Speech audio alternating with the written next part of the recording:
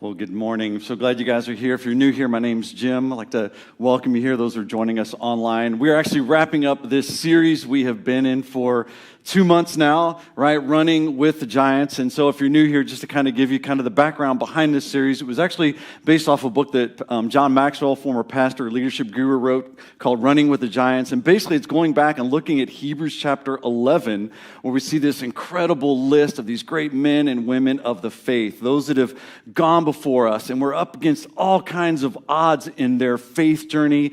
And we're just reminded in this hall of faith written in Hebrews 11 of all that they went through. And then when you get to Hebrews chapter 12, starting in verse 1, as we just saw in the bumper video, it says, "Therefore, since we're surrounded by such a great cloud of witnesses," and it's this imagery the writer of Hebrews is giving us as if we're out on our running a lap or in the middle of just an Olympic game, and they're in the grandstands. They have gone before us.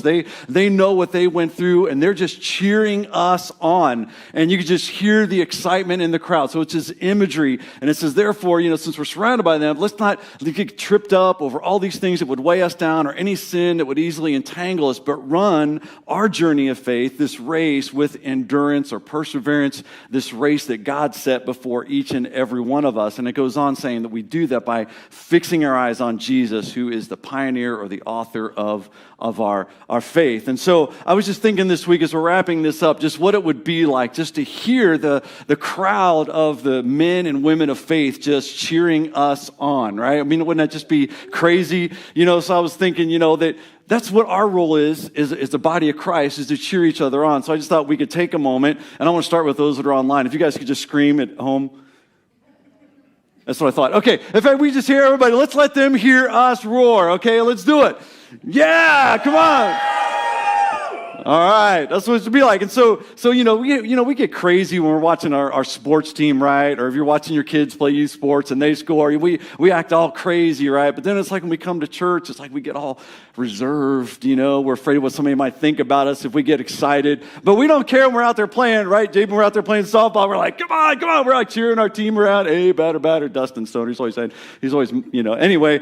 We get all excited. We should be excited. We've got the most important thing in life to be excited about, of what Christ has done for us. And so we've looked at each week as we can hear the crowds just cheering. But what if one of those great men and women of faith could step out of the bleachers and come down and run one lap with us in our faith journey? What would they tell us? What would they impart with us? And so we've covered a lot of ground, starting with Noah and looking at Rahab, and then, just all these different people, Abraham, Moses, Jacob, Joseph, right? We were covering, and then last week we looked at Elijah, all right? So we're kind of picking up where we left off last week when Elijah was just really down and out. I mean, he was ready to die. He was very suicidal at the end of his life. We talked about just how God just had to get a hold of his heart because he had done everything, poured out his life, and there was still no change in his nation. And then so God said, hey, you're not going to end your journey this way, and I've got some tasks for you. And one of those tasks was to go back and anoint another king over Israel, and then to anoint his successor, which is a guy by the name of Elisha.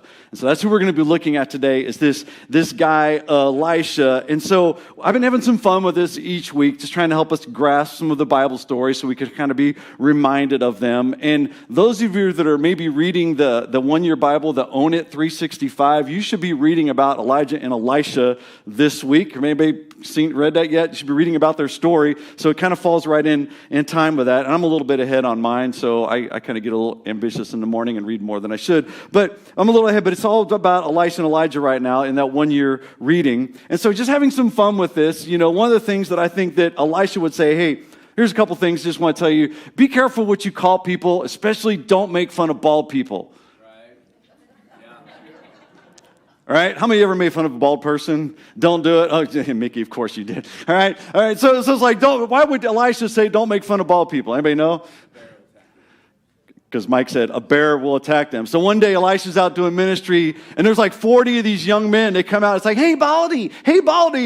And then the next thing that happens, this she-bear comes out of the woods and just mauls them all to death. So be careful who you call names, I think Elisha would say, because at any moment, if it's a man of God, or woman of God, a bear could come out and attack them. I think another thing, just having fun with this, that Elisha would say is axe heads make great fishing bobbers. Now, why am I saying that? You guys remember? You're like, what? Where's he going with this? I'm trying to see how well you know your Bibles. That's why we're doing this. All right, so one guy borrowed somebody's axe. And he's out there working really hard, trying to make some money. He's borrowing somebody's axe. He didn't have the money to buy one or make one. And then while he's chopping wood, the axe head flies off and flies into the Jordan River. And he is like, I'm doomed. I'm already in debt. I don't have any way to come back. I don't know what's going to happen. And Elisha's like, don't sweat it. And Elisha goes and he makes the axe head float so he could just reach down and grab it. So if you really have enough faith, you can use an axe head for a fishing bobber. All right, I would say another thing Elisha would say is watch what you eat. and be careful who you invite in your kitchen. You ever eat bad food that somebody made? All right? How many of your wives make... No, just don't do that. Okay, so...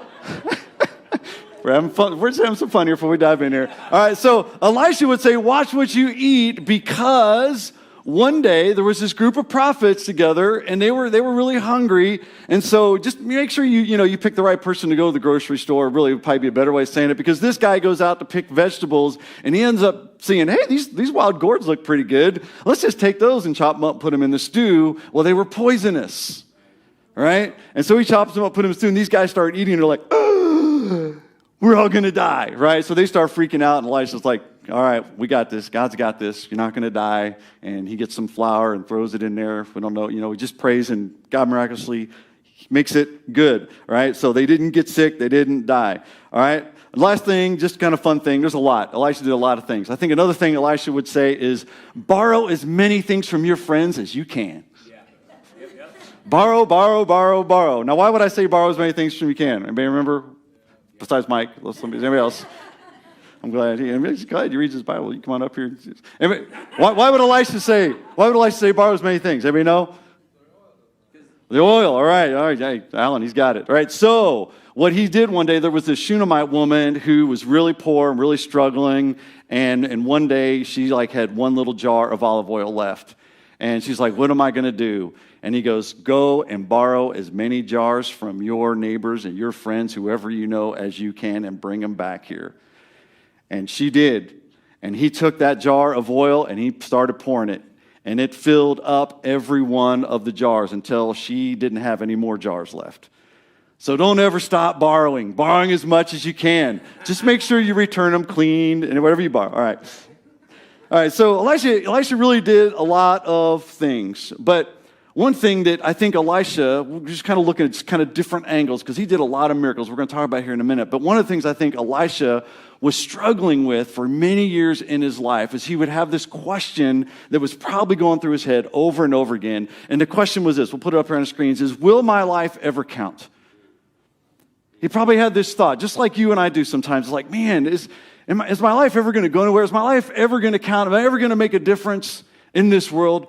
Am I ever really going to do anything, great for God and his kingdom? And I think there was just a period in Elisha's life. He probably heard, because he was from a wealthy family. We're going to see here for a moment, and in a moment. And he probably heard all these stories of all these things going on in Israel, about this wicked king we talked about last week, Ahab, and how Elijah, he goes up to Mount Carmel. There's this great showdown, and God brings fire, right? Because Elijah loved fire, right? He loved fire, and fire comes down from heaven and consumes the altar and the sacrifice. It was completely saturated with water. But Elisha, he's just thinking, this whole time, he says, will my life ever count? Now, here's why I think he would ask this question, because what you may not remember about Elisha is this is what his life looked like. We just put this picture up here. This is basically what Elisha's life looked like for a long time. All he did every day from morning till night was go out and plow, and his view was oxen rears. And he got a whiff of his future. And he could see, I mean, this was his view over and over, year after year, pretty much day after day, stuck behind oxen rears. Now, some of you that were with us when we started, we did this whole series on Elisha about 5-6 years ago, right? But this was his vantage point. This was his view. And he's probably sitting there thinking, man, am I ever going to do anything in my life? Is my life ever going to count? Because day after day, walking behind oxen, plowing hard, rocky terrain over there in the Middle East. I mean, it seems like it would get old after a while, right? And it's kind of like sometimes I think in this journey, we just kind of get caught up and just stuck in the mundane over and over and over. And sometimes we go into work and we feel like we're stuck behind oxen rears, right? I mean, you should see the people I work with. Anyway, we're not going there. Just kidding. Just kidding. All right. But I mean, sometimes we just kind of feel like that. It's like, oh man, this week it's like the same thing. And then it's like, next thing you know, days go by, then weeks go by, then years go by. And it's like, really, is this where I'm going to be the rest of my life? Is this really my view for the rest of my life? So I think Elisha, if he could step down out of the grandstands and come run a lap with us, I think he would encourage us with these words. What this next main heading here is he would say, give your best to God in everything you do. Give your best to God in everything you do. Because there's just going to be times where it's like we just want to stop giving our best because we just feel like we are stuck behind oxen rears, right? If you work at a factory or you work, in sales or whatever you do, I mean, sometimes just like year after year, day after day, I mean, it just seems like we are stuck behind the same thing. And is my life ever going to count for everything? And I think Elisha, what he would want to encourage us in is he would say, look, here's one thing I want you to understand and know. God is watching. He's watching everything you do all the time.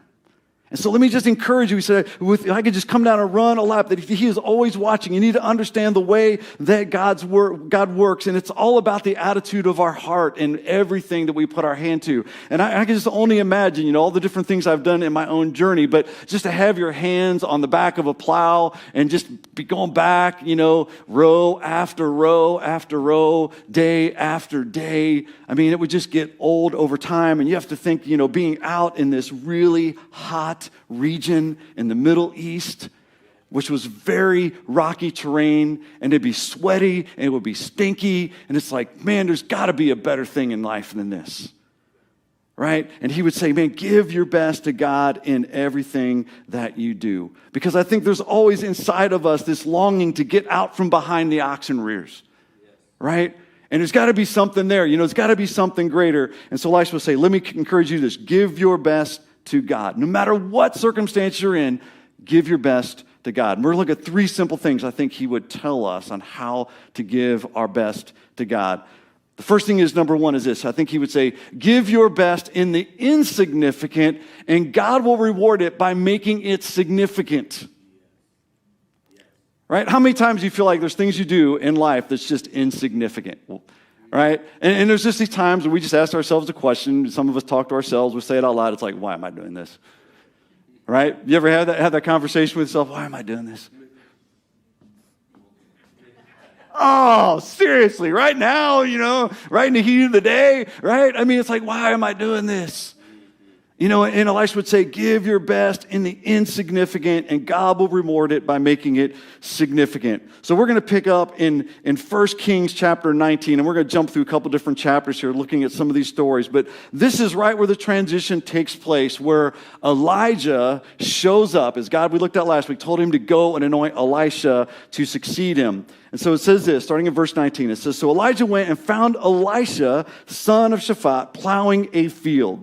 There were 12 teams of oxen in the field, and Elisha was plowing with the 12th team. So what this kind of tells us, gives us some insight, is that with 12 teams of oxen, it means he's from a pretty wealthy family. I mean, most families didn't have teams of oxen. So he's part of a large estate. They've got a lot of ground to plow, right? And so he's out there working. He's probably managing these teams, and he's running one of the 12 teams that's out there plowing day after day. Right? It goes on, it says, Elijah went over to him and threw his cloak across his shoulders and then walked away. And now it's kind of this very interesting the exchange that takes place. Elijah just takes his cloak off and he puts it on his shoulders and he just walks away. Now for us, it's like, what? What are you doing here? So we'll just give you some just insight and understanding of what's going on here. So his cloak represented his mantle. It represented his calling, his anointing as a prophet of God. And we see several times of that Elijah using his cloak and doing some of the miracles that he did. And so he takes it off, and Elisha would have understood this, and he puts it on Elisha's shoulders, and then he walks away.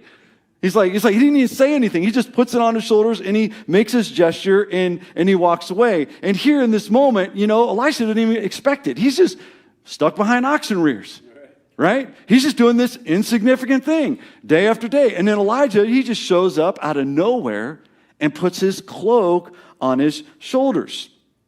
And so I'm sitting there thinking about this. Okay, going back to what God told Elijah to go anoint Elisha, it's like, why would he pick Elisha? I mean, he's just running a plow behind a couple oxen. And I was sitting there thinking about, it's like, what a perfect person, because he understood the significance of how hard it is to break up hard, rocky soil.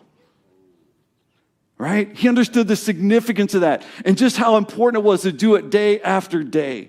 And as the plants began to grow, to go back out there and to keep loosening up, moving all those rocks. And then you think about the spiritual significance of that. Who is a better person to go and impact a nation with the hardness of their heart, as Ezekiel talks about how our hearts are hearts of stone, and God says, I'm going to put a heart of flesh in you. I'm going to take out your heart of stone and put in this heart of flesh. Who better would understand how important plowing is, breaking through the hardness in people's hearts and preparing them for the fruit of the Spirit and the things of God and His kingdom. And so God picks this guy Elisha because he is just day after day giving God his best in the insignificant. And now God is going to reward him by making it something significant. So I remember my own journey years ago. Some of you have heard my story, that I started my career working at a TV station as an audio engineer. And I just remember, I had this desire in my heart. It's like, God, I just want to be in ministry at some point in time. And, and after being there for a couple years, it's like 2 years go by and then 3 years go by. And I just feel like, man, I'm just stuck behind this soundboard.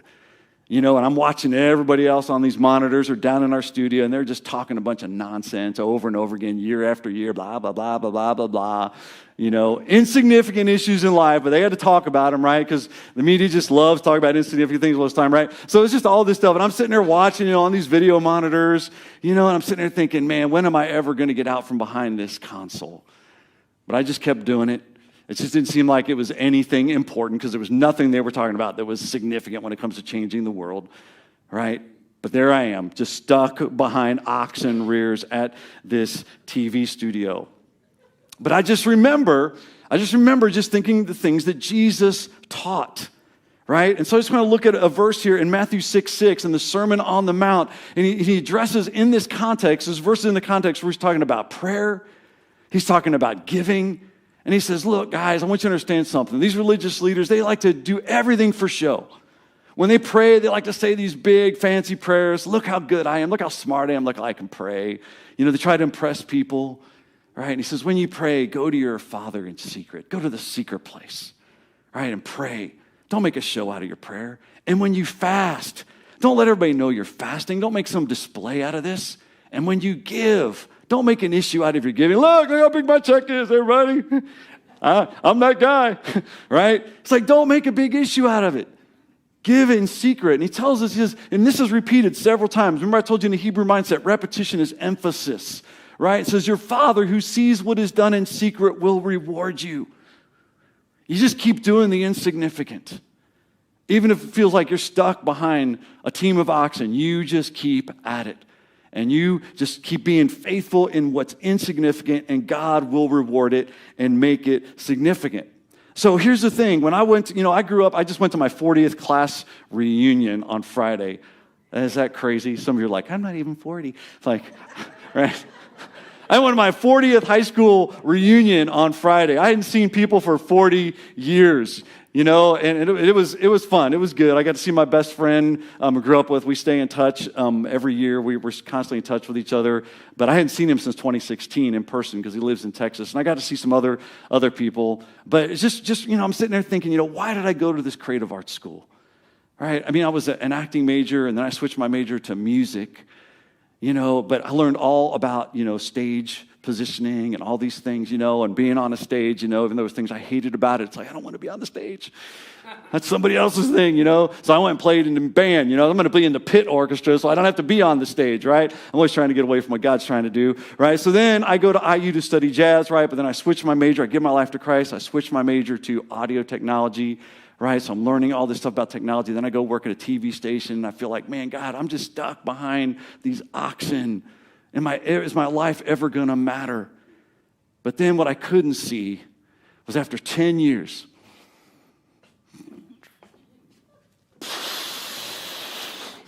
10 years listening to nonsense, blah, blah, blah, blah, blah, blah, blah. Sorry, Bill, I'm making him move the camera, right? It's like, God, why am I doing it? Is my life ever going to count? But I just kept doing it, And then one day, God says, look, I'm calling you into full-time ministry.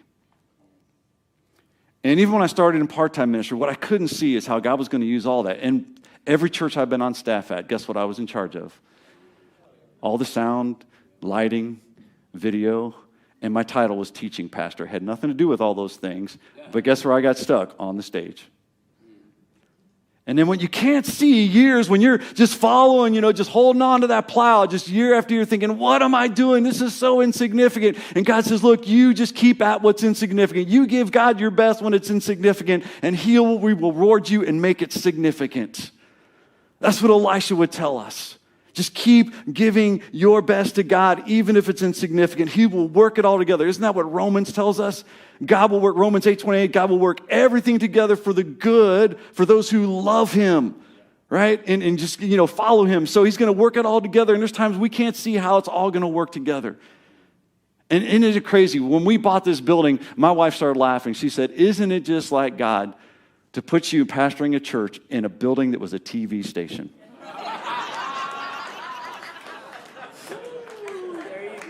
And the former engineer, when we were talking with him, we were looking at the building, he said there were other churches and pastors that came in this building, and they looked at it, and they're like, no. I walk in here, and I'm like, yeah. This whole ceiling is a light grid. Right? They left all their studio lights here. I took 27 of them, and I converted them to LED so that we could have the lighting that we have in here.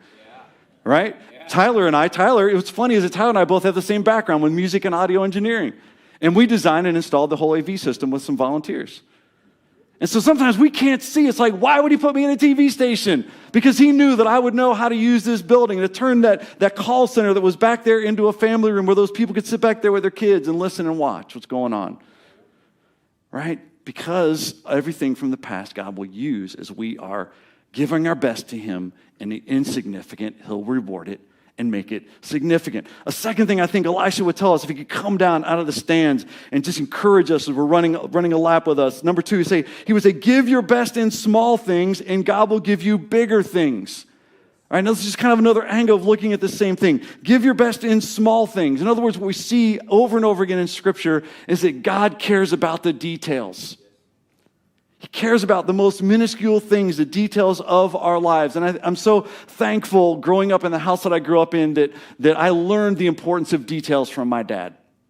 He's probably watching right now because they watch most Sundays. All right, but I remember as a kid, my brother and I, he's a year older than me, we'd take our banana seat bikes. How many had a banana seat bike? I mean, that's when bikes were cool, right? Yeah. How many of you had the 3-speed? Yeah, my dad was too cheap to get me one of those. So anyway, just kidding. Just kidding. Those were cool too, right? I know he's laughing right now. But, I had this orange, bicycle with a banana seat. It was a black seat with 3 white stripes. I was a Murray. I thought it was so cool. And kids, we're rough on things. We found this park that had all these ramps in it, and we were jumping ramps. We're jumping over fireworks, and we were trying to kill ourselves. That's what kids do, right? And we were just jumping, we're jumping over mud puddles. We're sliding in mud puddles, and we come home, and our bikes were just wet and muddy. You know what most kids do today? They just lay it down and go in the house. You know what my dad did? Go get the hose. We're going to spray that off, and here's a towel, and you need to dry it till it's bone dry. And he made us clean our bikes off before we put them away. And that like 30 years later, I don't know how many years later it was, he said, hey, is it okay if I sell your bike? It was still in mint condition. All the chrome was still shiny, didn't rust. because he made us clean it till it was spotless. And it's like, that's an important lesson. I feel like, man, that's just a biblical lesson because God cares about the details and how we do things, even the smallest things. And I think Elisha would say, hey, you got to focus on the little things. So let's pick up back in the story here in 1 Kings chapter 19, going on to verse 20. It says, so Elijah comes to Elisha and he puts the cloak over him. And it says, Elisha, he left the oxen standing there, ran after Elijah and said to him, hey, first, I got something I got to take care of, because he's focused on details, right? First, let me go and kiss my father and mother goodbye. That's important. His relationships are important to him. Let me go say goodbye to them, and then I will go with you. And Elijah, he replies back. He says, go on back. But he said, I want you to think about what I've done. Now, the reason Elijah's telling him is because here's what's going to happen. You're going to go back home, and you're going to want to say goodbye, but then you're going to realize how important those relationships are, how much you love your mom and dad, and it's going to pull your heart, and you're going to want to stay home. And you're going to miss out on all the big things that God has for you. You've been faithful year after year, plowing behind oxen rear, but think about what I've done to you. Think about this calling that God has on your life. And I think Elisha would say, think about the calling that Christ has on each one of our lives, right? So Elijah, he says, go back, but think about what I've done to you. So Elisha, he clearly understood the significance. When we get to verse 21, it says this. It says, so Elisha returned to his oxen. He went and said goodbye, and he returns to his oxen, and he slaughtered them. At first you're thinking he returned to his oxen. Oh, no. No, he slaughters them. And he used the wood from the plow to build a fire to roast their flesh. And he passed around the meat to the townspeople, and they all ate. Then he went with Elijah as his assistant. I'm just sitting there thinking, man, Elisha, that was a big deal. Elisha's making a statement. He said, I'm not going back. I'm done being behind oxen rear, right? Get me out of here. Calgon, take me away, right? Some of you young people are like, what? Too many TV commercials in my youth. Anyway, so Elijah, he calls him and he just walks away from everything, but he just doesn't walk away. He takes the oxen. He said, I am not going back to oxen. I'm going to walk in the fullness of what God has called me to. There is no going back. So he slaughters him, but then he just doesn't slaughter him. He takes the plow. He says, this wooden handle, all this stuff, it's not going to be ever used again. It's done. Its season is over. And he uses it to cook the meat. And then he goes, because he gave attention to the details and these small things. He goes and he blesses the townspeople with it. He says, here, let me bless you with what God has given to me. And so it gives us this glimpse of Elisha's heart for people and how God's going to use him because he was faithful in these small things. And he says, give your best to God, even in the small things. And he said, man, I am all in. There is no going back. I heard a seminary professor tell his students about the significance of how God gives attention to the details. And he told his students, he said, matter of fact, here's how well you can know that you're going to be used by God. He said, what's the condition of the floorboard of your car? And they responded the same way you guys just did. He said these students were like, I'm never going to be used by God. Especially if you have kids, right? My floorboard's a disaster. We got French fries, we got soda pop, we got everything on the floorboard of our car, right? We had 4 kids, we know, right? It's like, it's just filled, And then sometimes I get in my own car and it's like, oh man, I just didn't have time to stop. And, I got in my son's car a couple weeks ago and he's like got 300 water bottles sitting there in the passenger's floorboard. It's like, what? So how clean is your floorboard, right? And sometimes we're just so busy, we don't make time for things. But he was just trying to make a statement that God cares about the details. And Elisha says, man, God cares about the details. Give your best in the small things. Matter of fact, Jesus emphasizes this same thing in the New Testament. And Luke 16:10, this next verse here, Jesus is talking, he gives this story, this parable about this manager, this shrewd manager that was put in charge of the owner's estate. And he didn't take care of things well. He didn't manage the details well. And then all of a sudden the owner says, hey, I'm coming back. And now he's got to figure out, what he's going to do. And he just rewrites everything so they don't have to pay as much. And he's really shrewd about the whole thing. But then Jesus makes this statement. You don't have it? All right, well, I'm just going to read it anyway. Luke 16:10 says this. Jesus said, if you are faithful in little things, you will be faithful in large ones. But if you are dishonest in little things, you won't be honest with greater responsibilities. And so Elisha would say, look, give your best to God in the insignificant, and he'll reward it with the significant. Give your best to God in the small things, And God will give you bigger things. He'll put you in charge of greater things. And I think a third thing Elisha would tell us, as he would say, give your best in the natural, and God will do the supernatural. Right? So it's just kind of a different way of looking at it. So now we got insignificant and small things, but now in the natural. Just keep doing things in the natural. In other words, as we have come to faith in Christ daily, staying connected with God, daily spending time with Him. Just give your best to God in the natural and doing that. And then as you do that day after day, week after week, year after year, God will then turn it into the supernatural. So now Elijah is trying to prepare Elisha, just as Jesus did his disciples. He's leaving. All right, and Elisha knows he's leaving, and there's this whole dialogue that takes place. And so Elijah's trying to prepare Elisha for his departure. So he has his cloak back, and he's going over the Jordan River, and before he crosses, he takes his cloak, and he strikes the Jordan River with it, and it parts, and they both walk across on dry ground. Now, I think that he did that for Elisha, to see just what he's walking into. This calling that is on him, that God is calling him to. And he tells him that you have to be with me when I depart, or this whole thing isn't going to take place. And so it goes on here, and I'm going to go to verse 9. We're in 2 Kings chapter 9, verse 9. It says, when they came to the other side, so they crossed over the Jordan on dry ground, Elijah said to Elisha, tell me what I can do before I am taken away. Now, I was thinking about that. What a great question. Elijah says, what can I do for you before the Lord takes me away?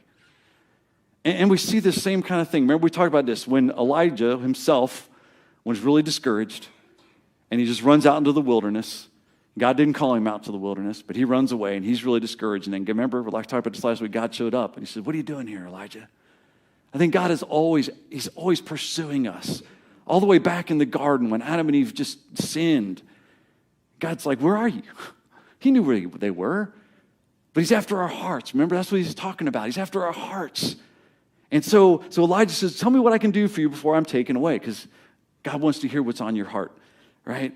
And so he's sitting there thinking, I've been doing all these things, and I'm sitting there thinking, man, what if Elijah would have asked me that question, what would I say? And I think sometimes in the natural world, we kind of get focused on the natural world, right? We all have these challenges that we go through every day, every week. Right? And so there's times where it's like, man, my paycheck's just barely getting there, right? To where, man, am I gonna pay this? And am I gonna have money to pay it, right? Some of us will struggle with finances. There may be something else like, man, this job, it's like, I hate oxen rears, right? Am I ever gonna get out from behind there? It's like, come on, there's gotta be something better. I mean, there's always these challenges. It's like, okay, God, just get me out from behind oxen rears. Just give me a better paying job. Just get me a new car. Just get me a better house. This thing's falling apart. I'm tired of living this thing, right? I mean, we're always asking for all these things, but what God is after is something much bigger. And Elisha, he could have said, man, get me 20 teams of oxen. But this is Elisha's response to Elijah. It goes on, it says, and Elisha replied, please let me inherit a double share of your spirit and become your successor.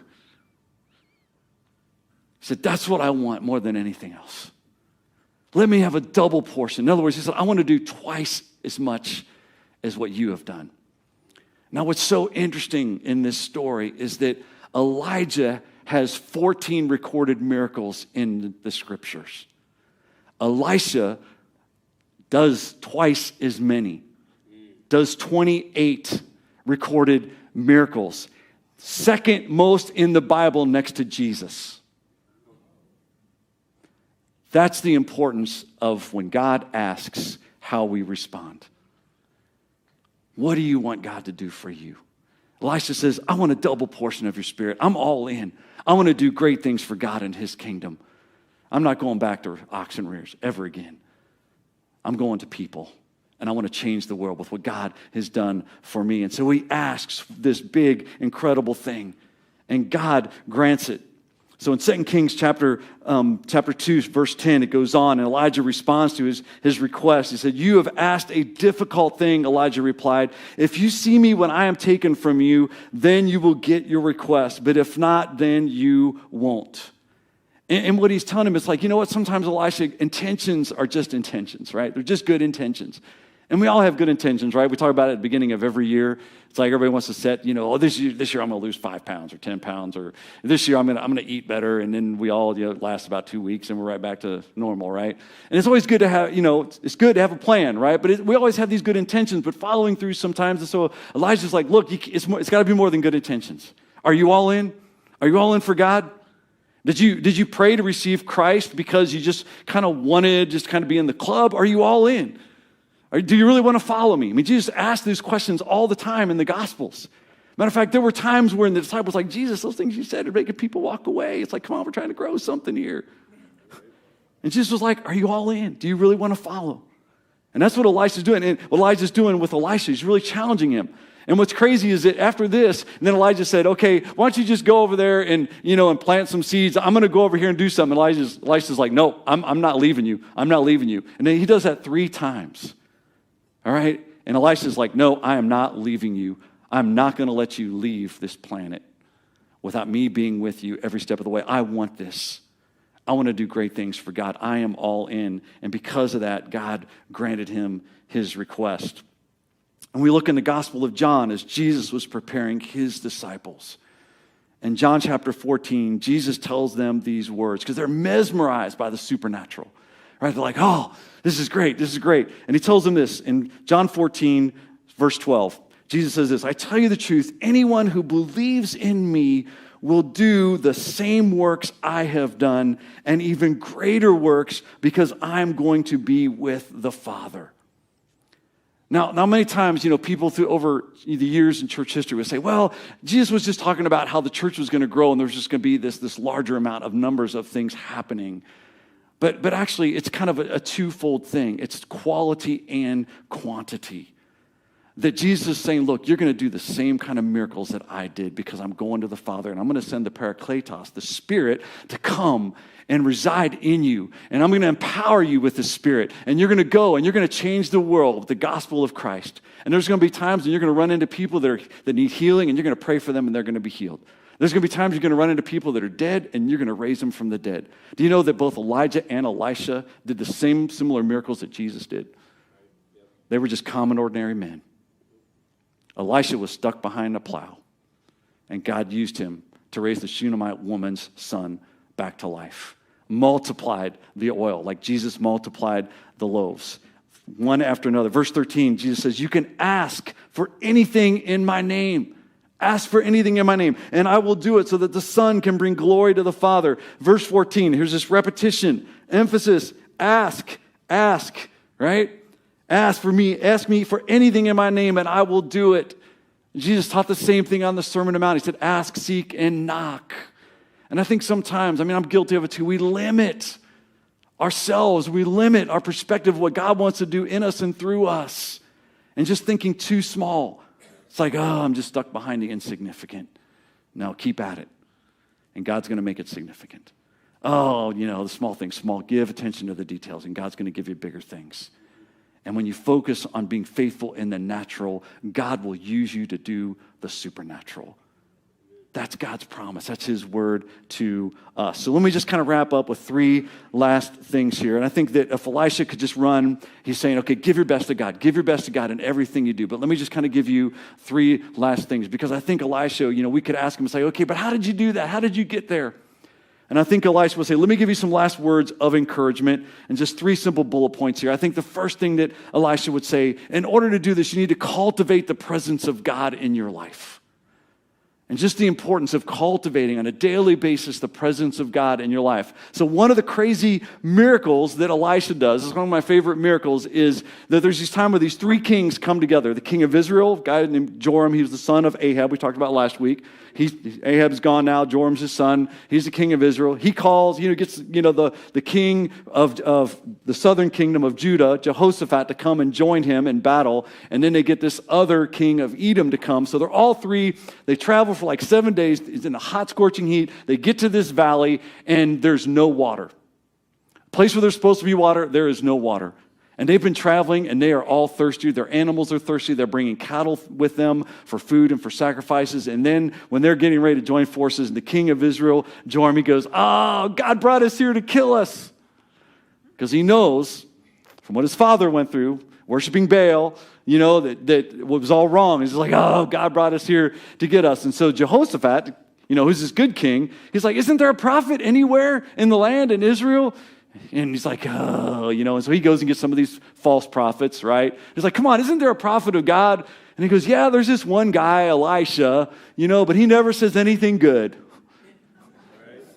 Right? So I want to hear somebody that's going to say something good. So he goes and get Elisha. He says, well, bring him here. He's a man of God. So he comes, right? And so they're like, come on, man. We're exhausted. We need some water. Elisha, would you just do something so we can have some water? And I love this. This is Elisha's response. This is in 2 Kings, and 2 Kings 3, verse 15. He says, bring me someone who can play the harp. Dude, we don't need background music.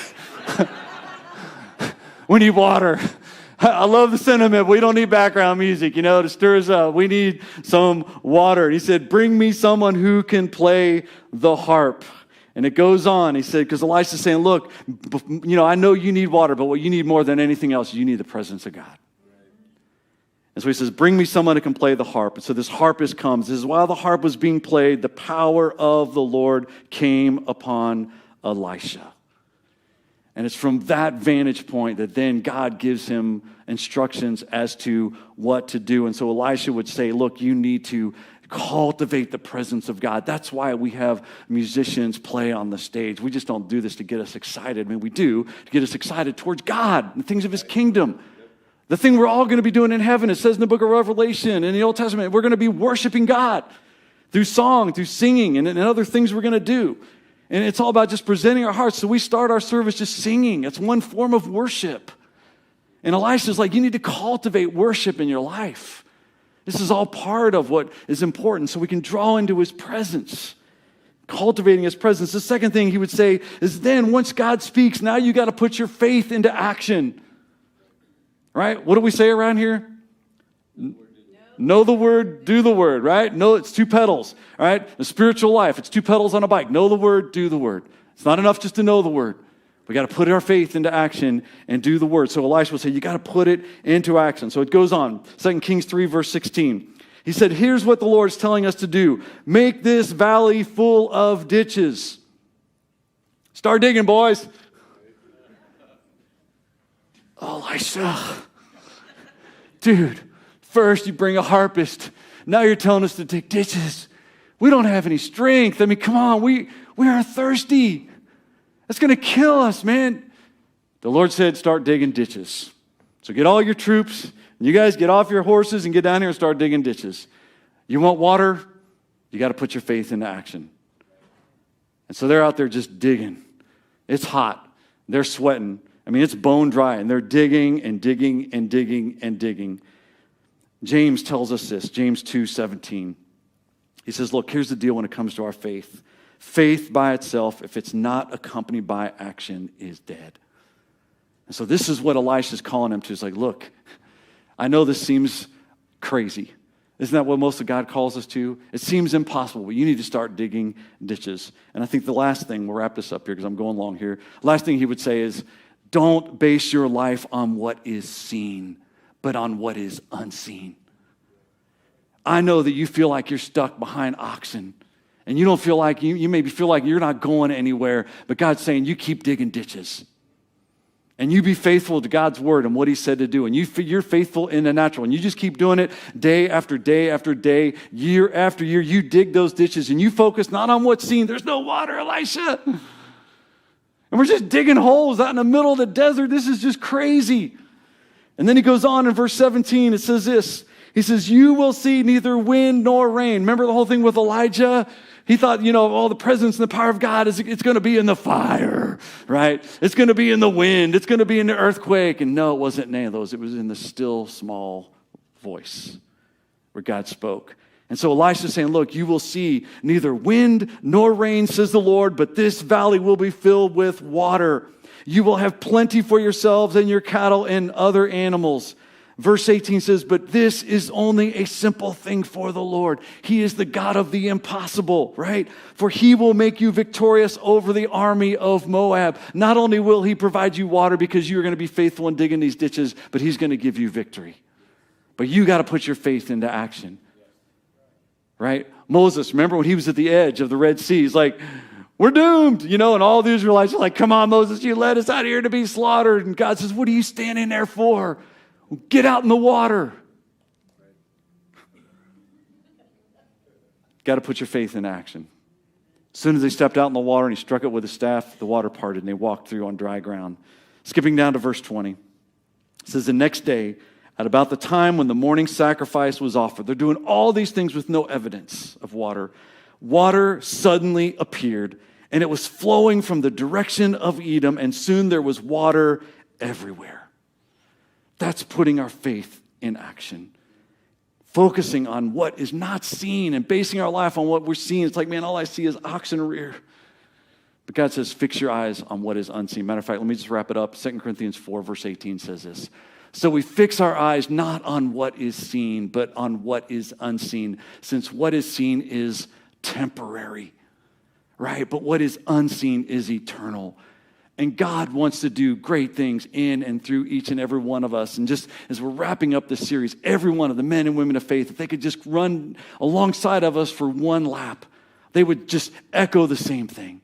Fix your eyes on Jesus.